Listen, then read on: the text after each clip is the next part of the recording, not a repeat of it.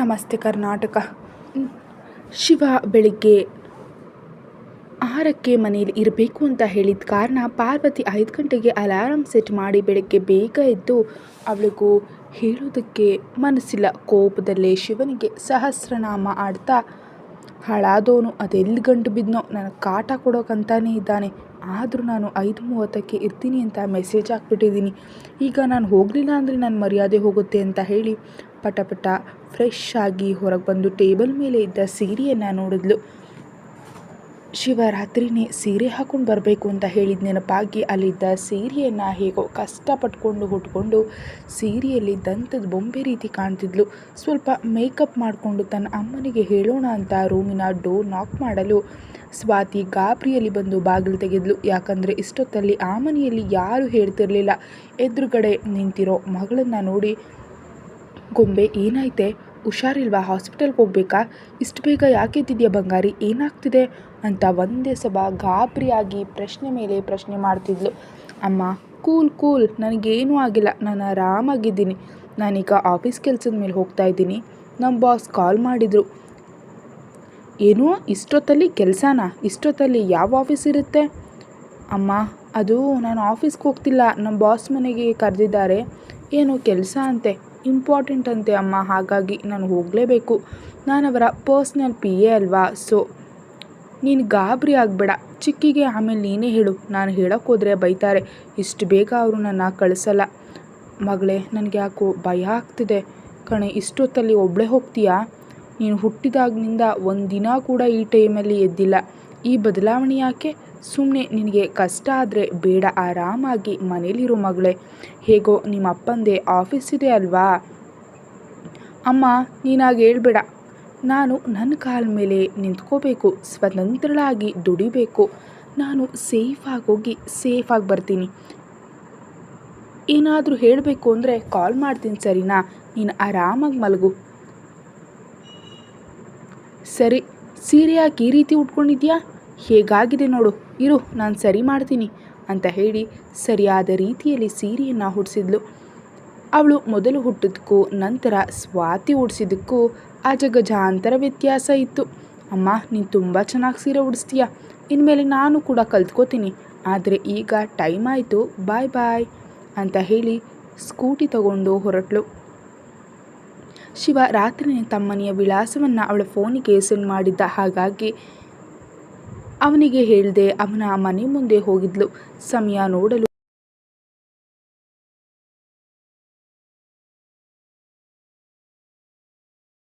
5:30 ಆಗಿತ್ತು. ಕರೆಕ್ಟಾಗಿ ಅದೇ ಸಮಯಕ್ಕೆ ಶಿವನಿಗೆ ಕಾಲ್ ಮಾಡಿದ್ಲು. ಅವನಂತೂ ಇನ್ನೂ ಗಾಢ ನಿದ್ದೆಯಲ್ಲಿದ್ದ. ಫೋನ್ ಒಂದೇ ಸಮನೆ ರಿಂಗ್ ಆಗ್ತಿತ್ತು. ಕೋಪದಲ್ಲಿ ಫೋನನ್ನು ರಿಸೀವ್ ಮಾಡಿದವನು, ಇಷ್ಟೊತ್ತಲ್ಲಿ ಕಾಲ್ ಮಾಡ್ತಿದ್ದಾರಲ್ಲ, ಸ್ವಲ್ಪನೂ ಮ್ಯಾನೇಜ್ ಇಲ್ವಾ ಅಂತ ಬೈದು ಫೋನ್ ಕೆಳಗಿಟ್ಟ. ಆದರೆ ಆ ಕಡೆ ನಮ್ಮ ಪಾರ್ವತಿ ಮಾತಾಡ್ತಾನೇ ಇದ್ಲು. ಆದರೆ ಈ ಹುಡುಗನಿಗೆ ಅದರ ಜ್ಞಾನನೇ ಇಲ್ಲ. ಪಾರ್ವತಿ ಸಿಟ್ಟಿನಲ್ಲಿ, ಬರೋದಕ್ಕೆ ಹೇಳ್ಬಿಟ್ಟು ನೀನು ನಿದ್ದೆ ಮಾಡ್ತಿದ್ಯಾ, ನನ್ನ ನಿದ್ದೆ ಹಾಳು ಮಾಡಿದ್ಯಾ, ಮಲಗೋದಕ್ಕೆ ಬಿಟ್ಬಿಡ್ತೀನಾ, ಇದೇ ಕಣೋ ನಿನಗೆ ಅಂತ ಹೇಳಿ ಕಾಲ್ ಕಟ್ ಮಾಡಿ ಮತ್ತೆ ಕಾಲ್ ಮಾಡಲು ಶಿವನಿಗೆ ತೀರಾ ಕೋಪ ಬಂದು ಎತ್ಕೂತು ಫೋನ್ ನೋಡಲು ಅದು ಪಾರ್ವತಿಯ ಕಾಲ್ ಅಂತ ಗೊತ್ತಾಯಿತು. ಅವನಿಗೆ ಆಶ್ಚರ್ಯ, ಇದೇನಪ್ಪ 7 ಗಂಟೆ ಆದರೂ ಹೇಳಲ್ಲ ಅಂತಿದ್ಲು, ಅಂಥದ್ರಲ್ಲಿ 5:30ಕ್ಕೆ ನನ್ನ ನಿದ್ದೆ ಹಾಳು ಮಾಡ್ತಿದ್ದಾಳೆ ರಾಕ್ಷಸಿ, ಅದೆಲ್ಲಿಂದ ಗಂಟು ಬಿದ್ಲು, ನನಗೆ ಸರಿಯಾಗಿ ಬುದ್ಧಿ ಕಲಿಸ್ತೀನಿ ಅವಳಿಗೆ ಅಂತ ಅಂದ್ಕೊಂಡು ಕಾಲ್ ರಿಸೀವ್ ಮಾಡಿ, ಏನೇ ನಿಂದು ಬೆಳಗ್ಗೆ ಗೋಳು, ನಿನಗೆ ನಿದ್ದೆ ಬರಲಿಲ್ಲ ಅಂದರೆ ಬೇರೆಯವ್ರ ನಿದ್ದೆ ಯಾಕೆ ಹಾಳು ಮಾಡ್ತೀಯಾ? ಹೆಲೋ, ಸ್ವಲ್ಪ ಬಾಯಿ ಮುಚ್ಚಿ, ಯಾರು ನಿದ್ದೆ ಹಾಳು ಮಾಡಿರೋದು? ನಾನು ಬರೋದಕ್ಕೆ ಹೇಳ್ಬಿಟ್ಟು ನೀವಿನ್ನೂ ಕತ್ತೆ ಥರ ಬಿದ್ದಿದ್ರೆ ಅದು ನನ್ನ ತಪ್ಪ ಅಂದಾಗ ಶಿವ ಕೋಪದಲ್ಲಿ, ಹೇ ಮೈಂಡ್ ಯುವರ್ ವರ್ಡ್ಸ್, ಅತಿಯಾಗಿ ಮಾತಾಡ್ತಿದ್ಯಾ ನೋಡಿ, ಈಗ ಜಾಸ್ತಿ ಮಾತಾಡಬೇಡಿ. ಮನೆ ಬಳಿ ಬರೋದಕ್ಕೆ ಹೇಳಿದ್ರಿ, ಬಂದಿದ್ದೀನಿ, ಈಗ ಬಂದು ಡೋರ್ ಓಪನ್ ಮಾಡಿ, ಅದೇನು ಕೆಲಸ ಅಂತ ಹೇಳಿ ನಾನು ಮಾಡಿ ಹೋಗ್ತೀನಿ.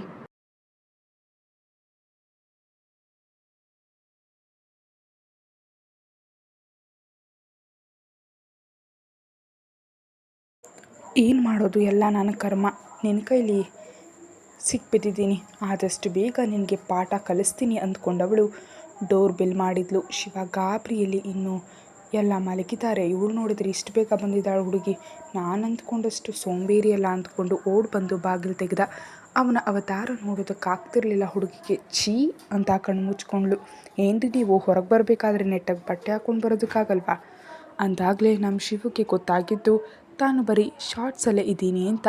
ತಕ್ಷಣ ತನ್ನೆರಡು ಕೈಯಿಂದ ಮೈಯನ್ನು ಮುಚ್ಕೊಂಡವನು ಸಾರಿ ಅಂತ ಹೇಳಿ ಅವಳ ಮುಖವನ್ನು ನೋಡಲು ಅದುವರೆಗೂ ನಿದ್ದೆಗಣ್ಣಿನಲ್ಲಿ ಅವಳನ್ನು ಸ್ಪಷ್ಟವಾಗಿ ನೋಡಿರಲಿಲ್ಲ. ಪಾರ್ವತಿ ಸೀರೆಯಲ್ಲಿ ಮುದ್ದಾಗಿ ಕಾಣ್ತಿದ್ಲು. ಹುಡುಗ ಕಳೆದೇ ಹೋದ. ಪಾರ್ವತಿ ಕೈಯನ್ನು ಚಿಟಿಕಿ ಹೊಡೆದು, ಹಲೋ ಮಿಸ್ಟರ್, ಏನು ನೀವು ಈ ರೀತಿ ನಿಂತ್ಕೊಬಿಟ್ರೆ ನಾನೇನು ಅನ್ಕೋಬೇಕು?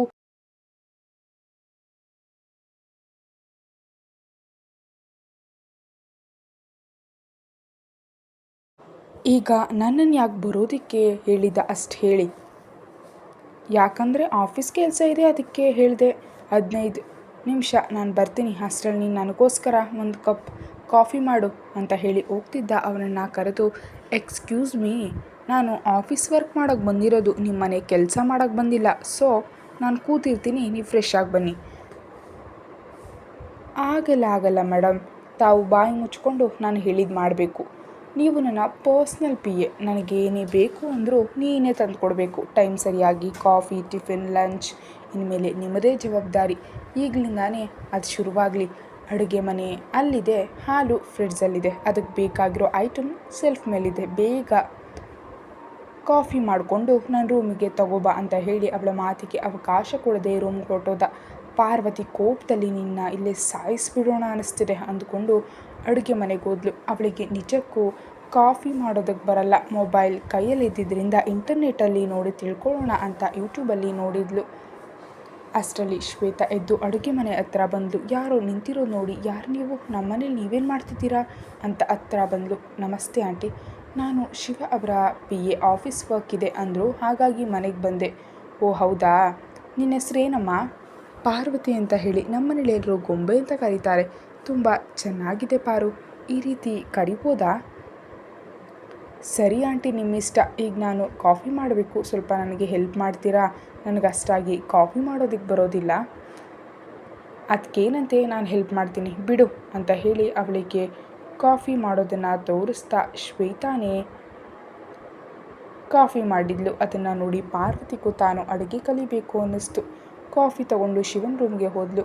ಇತ್ತ ಶ್ವೇತಾಗಿ ಅವಳನ್ನು ನೋಡ್ತಿದ್ರೆ ತನ್ನ ಅಣ್ಣ ಅರ್ಜುನ್ ರೂಪವೇ ಕಣ್ಮುಂದೆ ಬರ್ತಿತ್ತು.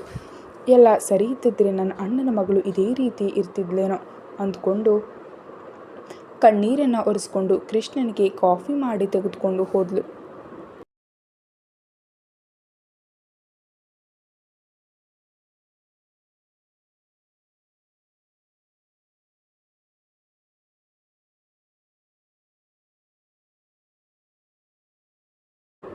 ಇತ್ತ ರೂಮಿಗೆ ಬಂದ ಪಾರ್ವತಿ ಟೇಬಲ್ ಮೇಲೆ ಕಾಫಿಯನ್ನು ಇಟ್ಟು ಅಲ್ಲೇ ಇದ್ದ ಫೈಲ್ಗಳನ್ನು ಎತ್ಕೊಂಡು ತನ್ನ ಕೆಲಸವನ್ನು ಶುರು ಮಾಡಿದ್ಲು. ಅಷ್ಟರಲ್ಲಿ ಹೊರಬಂದ ಶಿವು ಅವಳನ್ನು ನೋಡಿ, ಹುಡುಗಿ ತುಂಬ ಸ್ಪೀಡ್ ಇದ್ದಾಳೆ ಅಂದ್ಕೊಂಡು ಕಾಫಿ ಕುಡಿಯೋದಕ್ಕೆ ಶುರು ಮಾಡ್ದ. ಹೇ ನಿಜ ಹೇಳೆ, ನೀನೇ ಮಾಡಿದ್ದೇನೆ? ಯಾಕೋ ನನಗೆ ಡೌಟು, ನನ್ನಮ್ಮ ಮಾಡ್ದಾಗೆ ಇದೆಯಲ್ಲ ಅಂದಾಗ. ನಿಮ್ಮಮ್ಮ ಮಾಡಿರೋದು ಅಮ್ಮ ಮಾಡ್ದಾಗಿರದೆ ನಾನು ಮಾಡಿರೋ ಆಗಿರುತ್ತಾ? ನಾನು ಹೇಳಿದ್ದೇನು ನೀನು ಮಾಡಿರೋದೇನು? ನಾನು ಹೇಳಿದ್ದು ನೀನು ಮಾಡೋಕ್ಕೆ, ನಮ್ಮಮ್ಮನ ಕೈಲಿ ಮಾಡಿಸ್ಕೊಂಡು ತಗೋಬಾ ಅಂತ ಅನ್ನಲಿಲ್ಲ. ಕತ್ತೆ ವಯಸ್ಸಾಗಿದೆ, ಇನ್ನು ಕಾಫಿ ಕೂಡ ಮಾಡೋಕ್ಕೆ ಬರಲ್ವಾ?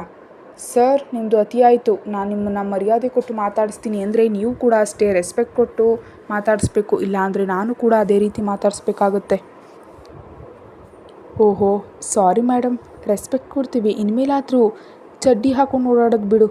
ಹೆಣ್ಣು ಲಕ್ಷಣವಾಗಿ ಸೀರೆ ಉಟ್ಕೋಬೇಕು, ಅದೇ ಚಂದ. ಈಗ ನೋಡು ಎಷ್ಟು ಚಂದ ಕಾಣ್ತಿದ್ದಿ, ಆದರೆ ನೆನ್ನೆ ಹಾಕಿದ್ದಲ್ಲ ಆ ಬಟ್ಟೆ, ಛೀ ಅಸಹ್ಯ. ಏನು ಸರ್, ಹುಡುಗಿರು ಬರೀ ಸೀರೆ ಮಾತ್ರ ಹಾಕೋಬೇಕಾ?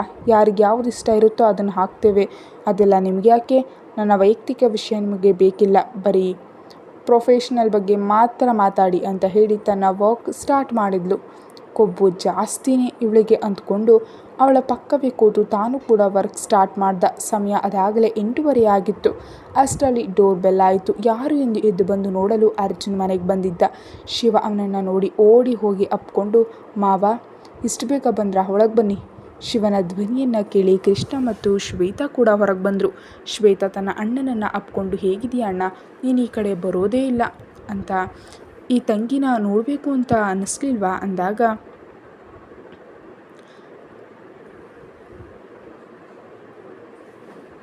ನನ್ನ ಜೀವ ನೀನು ಬಂಗಾರ, ನಾನು ಬರದೇ ಇರ್ತೀನಾ, ಎಲ್ಲಿ ನನ್ನ ಗೆಳೆಯ ಅಂತ ಹೇಳಿ ಪಕ್ಕದಲ್ಲಿದ್ದ ಕೃಷ್ಣನಿಗೆ ಕಣ್ಣು ಹೊಡೆದು ಅಪ್ಕೊಂಡ. ಕೃಷ್ಣ ಅವನ ಹೊಟ್ಟೆಗೆ ಗುದ್ದುತ್ತಾ, ಇಷ್ಟು ದಿನ ಆದಮೇಲೆ ನಿನಗೆ ಗೆಳೆಯ ನೆನಪಾದ್ನಾ, ಸದ್ಯ ಈಗಲಾದರೂ ಬಂದಿಯಲ್ಲ, ಅದೇನೋ ಪುಣ್ಯ.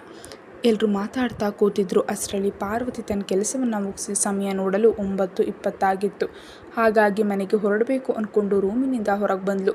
ತಕ್ಷಣ ಎಲ್ಲರ ಗಮನ ಅವಳ ಮೇಲೆ ತಿರುಗಿತ್ತು. ಅರ್ಜುನ್ ಗಾಬರಿಯಲ್ಲಿ ಅವಳ ಮುಖವನ್ನು ನೋಡ್ದ. ಅವನಿಗೆ ತನ್ನ ಮಗಳ ನೆನಪಾಗಿತ್ತು. ಪಾರ್ವತಿ ನೋಡೋದಕ್ಕೆ ಅರ್ಜುನ್ ಥರಾನೇ ಹೋಲಿಕೆ ಇತ್ತು. ಹಾಗಾಗಿ ಅವನಿಗೆ ಒಂದು ರೀತಿಯ ಸಂತೋಷ ಆವರಿಸಿತು. ಪಾರ್ವತಿ ಬಳಿ ಹೋಗಿ, ಕೂಸೆ, ನಿನ್ನ ಹೆಸರೇನು ಅನ್ನಲು ಪಾರ್ವತಿ ಅಂತ ಹೇಳಿದ್ಲು.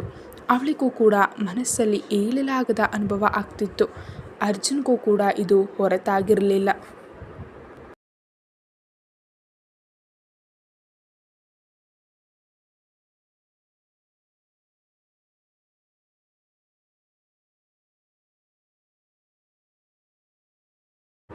ಅಷ್ಟರಲ್ಲಿ ಅವರ ಮಧ್ಯೆ ಬಂದ ಶಿವ ಅವಳ ಪೂರ್ತಿ ಪರಿಚಯ ಮಾಡಿಕೊಟ್ಟಿದ್ದ.